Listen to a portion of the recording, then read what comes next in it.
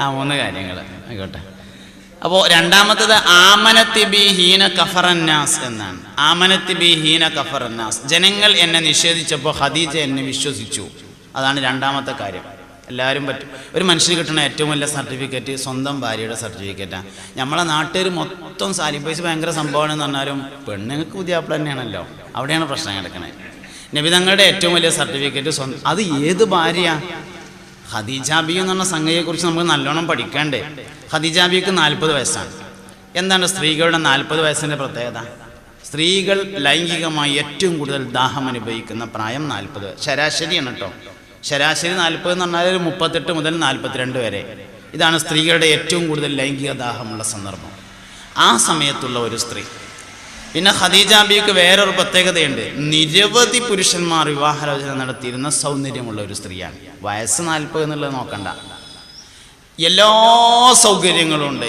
എല്ലാ സൗകര്യവും, ഇഷ്ടം പോലെ സമ്പത്ത്, എല്ലാ സൗകര്യങ്ങളും. അങ്ങനെയുള്ള ഒരു സ്ത്രീ നബി സല്ലല്ലാഹു അലൈഹി വസല്ലം തങ്ങൾ ആദ്യമായി അംഗീകരിക്കുന്നു. മൂന്നാമത്തത് അശ്റകത്നി ഫീ മാലിഹാ ഹീന ഹറമനിന്നാസ്, എല്ലാ മനുഷ്യരും എന്നെ ആട്ടിയോടിച്ചപ്പോ ഖദീജ അവളുടെ സ്വത്തിൽ എന്നെ പങ്കു ചേർത്തിരിക്കുന്നു. 20 കൊല്ലം മുമ്പ് ഓളെ വാപ്പ കൊടുത്ത 30,000 റുപ്യൻ്റെ കണക്ക് ഇപ്പോഴും പറയാന്നല്ല. എന്തേ പറഞ്ഞു? ഖദീജ ബീവിയുടെ സമ്പത്ത് എന്ന് പറഞ്ഞ ഒരു മുതൽ ഞാൻ കെട്ടിയതിൻ്റെ ശേഷം ഓൾക്ക് ഉണ്ടായിട്ടില്ല. മുഴുവൻ എൻ്റെതായിരുന്നു. കൊടുത്തം തീർത്തത് മുഴുവൻ. എന്തേ കാട്ടി? ഖദീജ ബീവിൻ്റെ സ്വത്ത് എന്ന് പറഞ്ഞാൽ ഏതാണെന്ന് ആദ്യം മനസ്സിലാക്കണം. അറബികൾ കൊല്ലത്തിൽ 2 പ്രാവശ്യമാണ് കച്ചവടം ചെയ്യുക. വർഷത്തിൽ 2 പ്രാവശ്യമാണ് കച്ചവടം എന്ന് പറഞ്ഞാൽ ഒരു കച്ചവടം 6 മാസത്തെ വരുമാന മാർഗമാണ്.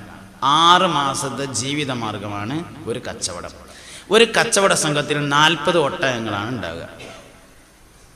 40 ഒട്ടകപ്പുറത്ത് 40 വീട്ടിൽ നിന്ന് ഓരോ ആളുകൾ വീതം ഉണ്ടാവും എന്ന് പറഞ്ഞാൽ 40 ഒട്ടകങ്ങളുള്ള ഒരു സംഘം 40 കുടുംബത്തിൻ്റെ 6 മാസത്തെ വരുമാന മാർഗമാണ്. എന്നാൽ ഖദീജ ബീവിക്ക് ഒട്ടക സംഘമുണ്ട്, 40 ഒട്ടകമുണ്ട്. 40ൻ്റെ പുറത്തും കൂലിക്കാരാണ് എന്ന് പറഞ്ഞാൽ 40 വാര തന്നെയാണ്. ഖദീജ ബീവിയുടേതാണ്. അങ്ങനത്തെ ഒരു സംഘമല്ല, അങ്ങനത്തെ ധാരാളം സംഘത്തിന്റെ ഉടമയാണ് ഖുവൈലിദിന്റെ മകളായ സയ്യിദത്തുനാ ഖദീജ. അത് മുഴുവനും കൊടുത്തിട്ട് നബി തങ്ങൾ സ്വതക്ക കൊടുത്താണ് തീർത്തു. ഒരു കുഴപ്പവും ഉണ്ടായില്ല. അതാണ് മുതല്. ആ മുതല് മുഴുവൻ ഇന്റേതാക്കി മാറ്റി. അശ്റകത്നി ഫീ മാലിഹാ ഹീന ഹറമനിന്നാസ്, ജനങ്ങളെല്ലാവരും എന്നെ ആട്ടിയോടിച്ചപ്പോ ഖദീജ അവളുടെ സമ്പത്തിൽ എന്നെ പങ്കു ചേർത്തു എന്ന് ഹബീബുനാ റസൂലുള്ളാഹി സല്ലല്ലാഹു അലൈഹി വസല്ലം. ഈ ആണുങ്ങളെയും പെണ്ണുങ്ങളുടെയും മാനസികാവസ്ഥ തമ്മിലൊരു വ്യത്യാസമുണ്ട്. പുരുഷന്മാരുടേത് ശേഖരണ മനസ്സും സ്ത്രീകളുടേത് നിർമ്മാണ മനസ്സുമാണ്. അതായത് ഒരു പെണ്ണിനെ ടെൻഷനാക്കുന്നതും ഒരു പുരുഷനെ ടെൻഷനാക്കുന്നതും ഒരേ കാര്യമല്ല. രണ്ടാളുടെയും 2 മനസ്സാണ്. ആണുങ്ങൾക്ക് ടെൻഷൻ വരിക, നിങ്ങൾ എന്ത് മനസ്സാണ് 5 വയസ്സക്ക് വകയില്ല എന്ന് പറഞ്ഞാൽ ടെൻഷനായി. അല്ലെങ്കിൽ നിങ്ങൾക്കൊരു ചായൻ്റെ വെള്ളം കൂടി ഉണ്ടാക്കാൻ കഴിയൂലല്ലോ എന്ന് പറഞ്ഞാൽ ഒരു കുഴപ്പമില്ല. കാരണം മൂപ്പർ ജോലി ചായൻ്റെ വെള്ളം ഉണ്ടാക്കലല്ല, ശേഖരണ മനസ്സാണ്. പൈസ ഉണ്ടാക്കുക, അതാണ് പുരുഷൻ്റെ മനസ്സ്. എന്നാൽ സ്ത്രീയുടെ മനസ്സ് നിർമ്മാണ മനസ്സാണ്. നിർമ്മാണ മനസ്സ് എന്ന് പറഞ്ഞാൽ ചായ ഉണ്ടാക്കുക, കഞ്ഞി ഉണ്ടാക്കുക, പാത്രം അടിച്ചു വരിക, തുടക്കുക, തിരുമ്പുക, അങ്ങനെയുള്ള അതാണ് നിർമ്മാണ മനസ്സ്. അവളെ സപ്പോർട്ട് ചെയ്യേണ്ടത് അതിലാണ്. എന്നെങ്കിലും ഒരു ദിവസം ചാറിലിപ്പ് കയറിയാൽ ഇവിടെ ഒന്നും ചാറിലിപ്പ് തന്നെ എന്ന് പറയുമ്പോഴാണ് അവർക്ക് ടെൻഷൻ. എൻ്റെ അടുത്ത് ഒറ്റ പൈസ ഇല്ലല്ലോ എന്ന് പറഞ്ഞാൽ ഒരു കുഴപ്പമില്ല. പെണ്ണിൻ്റെ അടുത്ത് പൈസ ഉണ്ടാവേണ്ട ആവശ്യമില്ല. ആണുങ്ങളും വേണം ഒന്ന് ശ്രദ്ധിക്കുക. പോക്കറ്റിൻ്റെ അവസ്ഥ ഒരിക്കലും പെണ്ണുങ്ങളെ അറിയിക്കരുത്. പോക്കറ്റ് കാലിയാണ് എന്നുള്ളത് സ്ത്രീകളെ അറിയിക്കാൻ പാടില്ല. എല്ലാ വിലയും നിലയും പോവും, മാത്രമല്ല നമ്മൾ ടെൻഷനാവും ചെയ്യും. അത് നമ്മൾ മാത്രം അറിഞ്ഞിരിക്കേണ്ട ഒരു കാര്യമാണ്. പെണ്ണുങ്ങളെ വയസ്സും ആണുങ്ങളെ ശമ്പളവും ആരും അറിയിക്കാൻ പാടില്ല എന്ന്. എത്ര ഉറുപ്പ് വരുമാനം ഉണ്ട് എന്ന് ആരും അറിയിക്കരുത്. ഉള്ളതുകൊണ്ട് നല്ല മട്ടത്തിൽ ഓണം പോലെ ജീവിച്ചു പോകുക എന്നുള്ളതാണ്. പെണ്ണുങ്ങളെ വയസ്സ് പറയും വേണ്ട, ചോദിക്കും വേണ്ട, അത് ഓൽക്ക് മാത്രം അറിഞ്ഞാൽ മതി. ഇത് രണ്ടും ചോദിക്കാൻ പറ്റാത്ത കാര്യങ്ങളാണ്. അപ്പോൾ സപ്പോർട്ട് ചെയ്യേണ്ടതും അങ്ങനെ തന്നെയാണ്. അപ്പോൾ സ്ത്രീകളെ നമ്മൾ സപ്പോർട്ട് ചെയ്യേണ്ടത് നിർമ്മാണ വിഷയത്തിലാണ്. നമ്മൾ ആലോചിക്കേണ്ട ഒരു കാര്യങ്ങൾ നമ്മൾ സപ്പോർട്ട് ചെയ്യേണ്ട ഒരു കാര്യത്തിനും സപ്പോർട്ട് ചെയ്യാറില്ലല്ലോ. നിങ്ങൾ ആരെങ്കിലും ആലോചിച്ച് ചോദിക്കണോ? ഇതിലിപ്പോൾ 25 കൊല്ലമായി കല്യാണം കഴിച്ചവരുണ്ടാവും, 20 കൊല്ലം, 30 കൊല്ലം, 40 കൊല്ലം.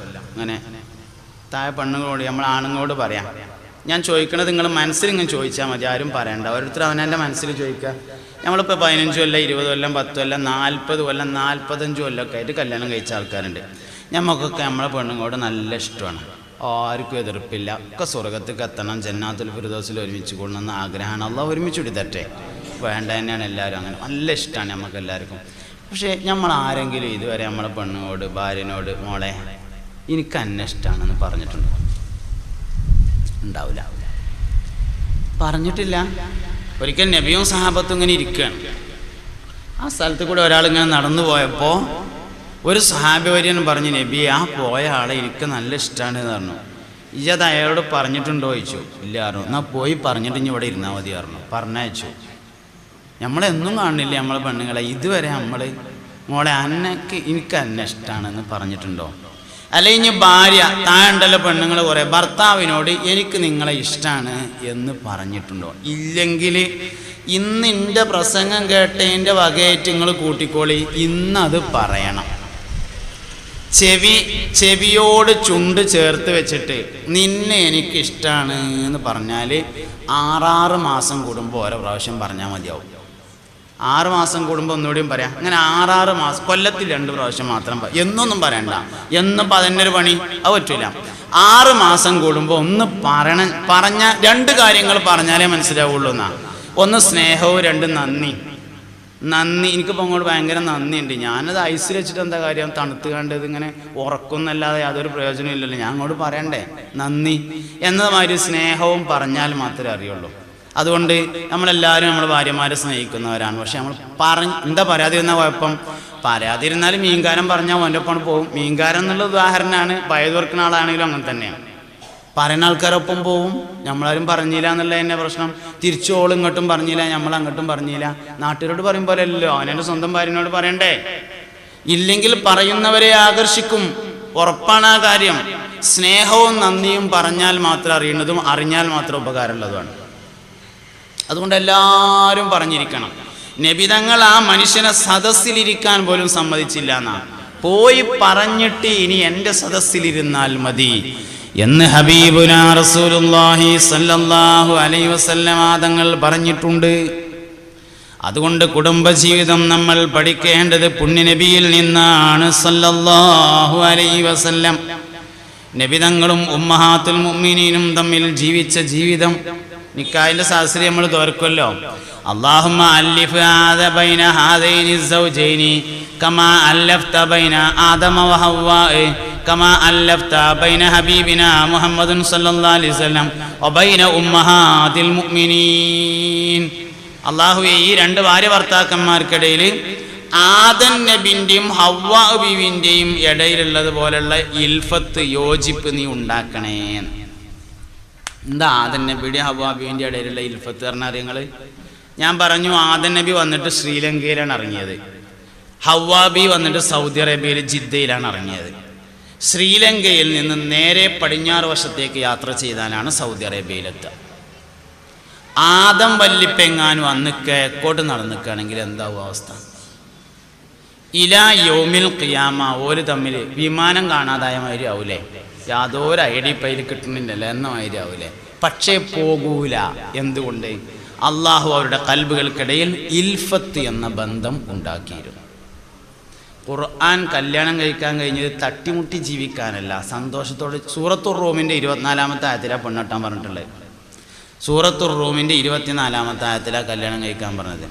ومن آياته أن خلق لكم من أنفسكم أزواجا لتسكنوا إليها وجعل بينكم مودة ورحمة. ومن آياته അല്ലാഹുവിൻ്റെ ദൃഷ്ടാന്തങ്ങളിൽ പെട്ടതാണ് അൻ ഖലഖ ലക്കും, നിങ്ങൾക്ക് വേണ്ടി അവൻ സൃഷ്ടിച്ചിരിക്കുന്നു, മിൻ അൻഫുസിക്കും, നിങ്ങളുടെ അൻഫുസിൽ നിന്ന് തന്നെ, അസ്വാജൻ, ഇണകളെ, ലിതസ്കുനു ഇലൈഹാ, നിങ്ങൾ സമാധാനത്തോടു കൂടെ ജീവിക്കാൻ വേണ്ടിയിട്ട്. ലിതസ്കുനു ഇലൈഹ എന്ന് പറഞ്ഞാൽ വളരെ സമാധാനത്തിൽ ജീവിക്കാൻ വേണ്ടിയാണ് നിങ്ങളോട് കല്യാണം കഴിക്കാൻ പറയുന്നത്. നമ്മളെന്താ പറയാ, പെണ്ണെട്ടിയാൽ കാല് കെട്ടി എന്നാണ് നമ്മളെ മലപ്പുറം ഭാഗങ്ങളിലൊക്കെ ഉള്ള ഒരു പ്രയോഗമാണ്. പെണ്ണെട്ടിയാൽ പിന്നെ ഇടങ്ങാറായി എന്ന് നമ്മൾ പറയാം. ഖുർആൻ ഇടങ്ങാറാവാൻ കല്യാണം കഴിക്കാൻ പറഞ്ഞിട്ടില്ല.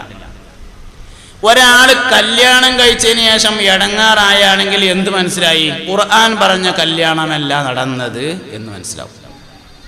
ഖുർആൻ കല്യാണം കഴിക്കാൻ പറഞ്ഞാൽ എന്തിനാ? ലിതസ്കുനു ഇലൈഹ, ഉള്ള സമാധാനം കൂടാൻ വേണ്ടിയിട്ടാണ്. ഉള്ള സമാധാനം കൂടിയും പോകാൻ വേണ്ടിയിട്ടല്ല.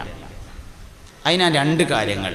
വജഅല ബൈനകും മവദ്ദതൻ വറഹ്മ, മവദ്ദത്ത് റഹ്മത്ത് എന്നിവയായ രണ്ട് ഗുണങ്ങൾ അല്ലാഹു നിങ്ങൾക്ക് നൽകിയിട്ടുള്ളത് സമാധാനത്തോടുകൂടെ കുടുംബജീവിതം മുന്നോട്ട് കൊണ്ടുപോവാൻ വേണ്ടിയാകുന്നു. മവദ്ദത്ത് റഹ്മത്ത് എന്ന് പറഞ്ഞത് രണ്ടും സ്നേഹബന്ധാണ്. സ്നേഹം എന്ന് പറഞ്ഞാൽ 8 തരം സ്നേഹങ്ങളുണ്ട്. അതിൽപ്പെട്ട 2 മവദ്ദത്ത് റഹ്മത്ത് എന്ന് പറയുന്നത്. സ്നേഹം, നന്നായി സ്നേഹിച്ചുകൊണ്ട് ജീവിക്കാൻ വേണ്ടിയാണ് കല്യാണം കഴിക്കാൻ പറഞ്ഞത്. ഈ സ്നേഹബന്ധത്തിൻ്റെ വളരെ പ്രധാനപ്പെട്ട ഒരു ഭാഗമാണ് ഇൽഫത്ത് എന്ന് പറയുന്നത്. ഭാര്യയുടെയും ഭർത്താവിൻ്റെയും ഇടയിൽ ഇൽഫത്ത് എന്ന ഇണക്കം ഉണ്ടായിക്കഴിഞ്ഞാൽ അവർ തമ്മിൽ ഒരിക്കലും വേർപിരിയില്ല. ഭാര്യയും ഭർത്താവും തമ്മിൽ അടങ്ങാത്ത സ്നേഹമുണ്ടെങ്കിൽ കുവൈത്തിലുള്ള ഭർത്താവ് ഇപ്പോൾ എന്താണ് ചെയ്യുന്നത് എന്ന് വീട്ടിലുള്ള ഭാര്യക്കറിയാം.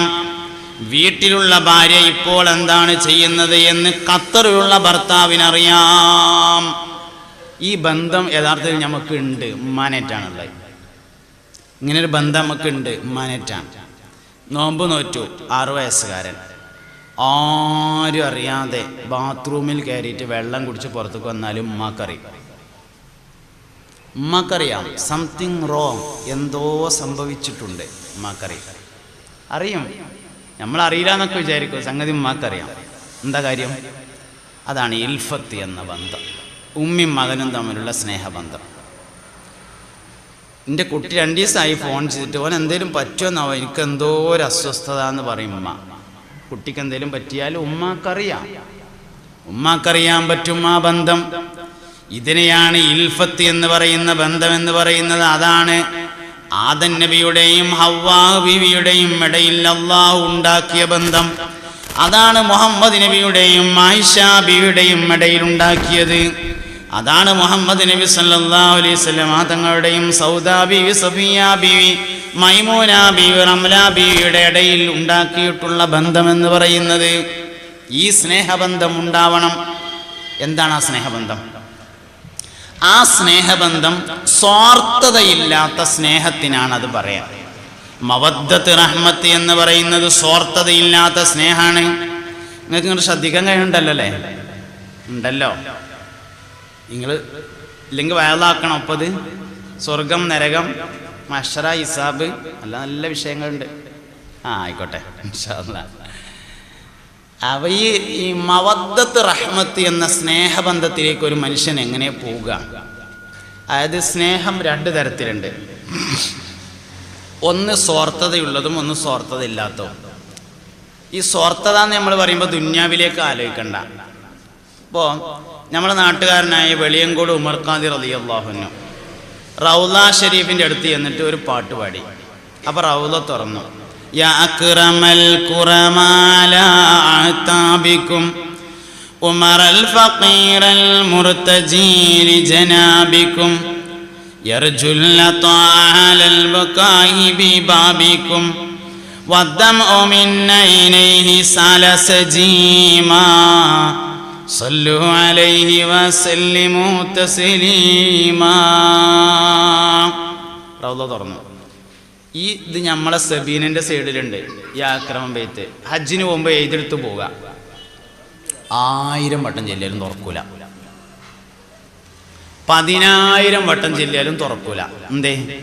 ബെയ്ത്തൊന്നല്ലാത്തതല്ല കാരണം. ബെയ്ത്ത് ഒന്ന് തന്നെയാണ്. ഇത് ചെല്ലിയാൽ തുറക്കും റൗള ഷരീഫിൻ്റെ വാതിലിൽ നിന്ന് നമ്മളെ തല പറഞ്ഞു തന്നതാണ്. നമ്മുടെ തലയാണ് നമുക്ക് പറഞ്ഞത് ഇത് ചെല്ലിയാൽ തുറക്കും. എന്നാൽ ഉമർ ഖാദിക്ക് തൻ്റെ തല പറഞ്ഞു കൊടുത്തതായിരുന്നില്ല. തൻ്റെ ഹൃദയത്തിൽ നിന്ന് അറിയാതെ വന്നുപോയതാണ് ഒരു പാട്ട്. അപ്പോൾ സ്നേഹം രണ്ട് തരത്തിലുണ്ട്. ഒന്ന് മസ്തിഷ്കബന്ധിതമായ സ്നേഹമുണ്ട്, ഒന്ന് ഹൃദയബന്ധിതമായ സ്നേഹമുണ്ട്. തലൻ്റെ സ്നേഹമുണ്ട്, ഹൃദയത്തിൻ്റെ സ്നേഹമുണ്ട്. നമ്മളെല്ലാവരും ഇപ്പോൾ നമ്മളെ കുട്ടികളെ നോക്കുന്നുണ്ട്. എന്തിന്? വലുതാകുമ്പോൾ നോക്കാൻ. ആര് പറഞ്ഞു? തല പറഞ്ഞു. ഇപ്പോൾ ഒരു കുട്ടി ഉണ്ടായി. ഈ കുട്ടി 10 മണിക്കൂറിൽ കൂടുതൽ ജീവിക്കൂല എന്ന് ഡോക്ടർ പറഞ്ഞു. അതിൻ്റെ വാൾവിന് 5 ഓട്ടയാണ്, ജീവിക്കൂല. എല്ലാവർക്കും അറിയും, ഉറപ്പാണ്. എന്നാലും ആ കുട്ടിയുടെ അമ്മക്ക് എന്തോ ഒരു ഇഷ്ടക്കാര ആ കുട്ടിനോട്. എന്തിനു വേണ്ടി? അതാണ് സ്വാർത്ഥതയില്ലാത്ത സ്നേഹം എന്ന് പറയും. നബിതങ്ങളെ നമ്മളെ സ്നേഹിച്ചു എന്തിനാ? നബിതങ്ങൾ നമ്മളെ സ്നേഹിച്ചു എന്തിന്? നമ്മളെന്തെങ്കിലും ചെയ്തു കൊടുത്തിട്ടാണോ നബിതങ്ങൾക്ക്? നമ്മളൊന്നും ചെയ്തു കൊടുത്തിട്ട് വേണ്ട. എത്ര സ്നേഹം എന്നറിയങ്ങൾ. വാപ്പയും ഉമ്മയും മക്കളെ തിരിഞ്ഞുമൊക്കെ സിറാത്ത് പാലം കടന്നിട്ടാണ്. നോക്കും, നോക്കാതിരിക്കൂല. മക്കൾ മാതാപിതാക്കളെ നോക്കുന്നത് സിറാത്ത് പാലം കടന്നതിന് ശേഷമാണ്. എന്നാൽ സിറാത്ത് പാലം കടക്കുന്നതിന് മുമ്പ് ഒരേ ഒരു മനുഷ്യൻ മാത്രമാണ് തിരിഞ്ഞു നിൽക്കുക. അത് മുഹമ്മദ് നബി. ഒരു സഹാബി വര്യൻ വന്നിട്ട് ചോദിച്ചു, അല്ലാഹുവിൻ്റെ റസൂലേ, എനിക്ക് മഹ്ശറയിൽ വെച്ച് നിങ്ങളെ കാണണം നബിയേ, ഞാൻ എവിടെയാണ് അന്വേഷിക്കേണ്ടത്? സഹാബ, നന്മതിന്മകൾ എഴുതിയ ഏടുകൾ വിതരണം ചെയ്യും ഞാനുണ്ടാക്കും, അവിടെ നിങ്ങൾ അന്വേഷിക്കണം. ആ സഹാബി വര്യൻ ചോദിച്ചു, അല്ലാഹുവിൻ്റെ റസൂലേ, അവിടെ കണ്ടില്ലെങ്കിൽ ഞാൻ എവിടെയാണ് അന്വേഷിക്കേണ്ടത് നബിയേ? അള്ളാന്റെ റസൂല് പറഞ്ഞു, സഹാബ, നന്മതിന്മകൾ എഴുതി ഏടുകൾ തൂക്കുന്ന മീസാൻ എന്ന തുലാസിന്റെ അടുക്കൽ ഞാനുണ്ടാകും, അവിടെ നിങ്ങൾ അന്വേഷിക്കണം. പുന്നാര നബിയെ, മാണിക്കല്ലേ, അവിടെ കണ്ടില്ലേ ഞാൻ എവിടെ നോക്കാന്ന് ചോദിച്ചു മൂപ്പര്. ഹൗദുൽ കൗസർ എന്ന പാനീയം വിതരണം ചെയ്യുന്ന സ്ഥലത്ത് ഞാനുണ്ടായിരിക്കും. അള്ളാന്റെ റസൂലെ, അവിടുന്ന് നിങ്ങളെ കണ്ടില്ലെങ്കിൽ ഞാൻ എവിടെ തരേണ്ടത് നബിയെ എന്ന് ചോദിച്ചു ആ സഹാബി. പുണ്യ നബി സല്ലല്ലാഹു അലൈഹി വസല്ലം പറഞ്ഞു, സഹാബാ, സിറാത്ത് പാലത്തിന്റെ അടുക്കൽ വെച്ച് നിങ്ങൾ എന്നെ കാണാതെ പോകില്ല സഹാബാ. അവസാനത്തെ മനുഷ്യൻ ആണ് കടക്കുന്നത് വരെയും അല്ലാഹുമ്മ സല്ലിം സല്ലിം, പടച്ചോനെ ഓനെ കഴിച്ചിലാക്ക്, ഓനെ കഴിച്ചിലാക്ക് എന്ന് പറഞ്ഞ് കാത്തു നിൽക്കാൻ ഉമ്മാക്കും വാപ്പാക്കും വരെ കഴിയില്ല. അന്ത ഉമ്മുൻ അം അബു മാ റഅയ്നാ ഫീഹിമാ മിസ്ല ഹുസൈനിക ഖത്തു യാ സയ്യിദി ഖൈറൻ നബി ലാ ഇലാഹ ലാ ഇലാഹ ഇല്ലല്ലാഹ് ലാ ഇലാഹ മുഹമ്മദുർ റസൂലുള്ളാഹ്. ഉമ്മാക്ക് ഉമ്മാവാൻ മാത്രമേ കഴിയുള്ളൂ, വാപ്പാൻ കഴിയില്ലല്ലോ. ഉമ്മാക്ക് ഉമ്മയാവാൻ മാത്രമേ കഴിയൂ, വാപ്പയാവാൻ കഴിയില്ല. വാപ്പാക്ക് വാപ്പയാവാൻ മാത്രമേ കഴിയുള്ളൂ, ഉമ്മാവാൻ കഴിയില്ല. ഒരു മനുഷ്യന് ഒരേ സമയത്ത് ഉമ്മയും വാപ്പയും ആകാൻ കഴിയുമെങ്കിൽ അത് മുഹമ്മദ് നബിക്ക് മാത്രമേ ഉള്ളൂ. അതുകൊണ്ട് ഫാത്തിമ ബി വാപ്പാനെ വാപ്പാന്നല്ല വിളിച്ചത്, യാ റസൂലല്ലാഹ് എന്നാ വിളിച്ചത്. ഫാത്തിമ ബി വാപ്പാനെ വാപ്പാന്നല്ല വിളിച്ചത്, യാ റസൂലല്ലാഹ് എന്നാണ് വിളിച്ചത്. ഒരാൾക്ക് ഒരേ സമയം മാതാവും പിതാവുമാവാൻ കഴിയുമെങ്കിൽ അത് പുണ്യനബിക്ക് മാത്രമേ ഉള്ളൂ സല്ലല്ലാഹു അലൈഹി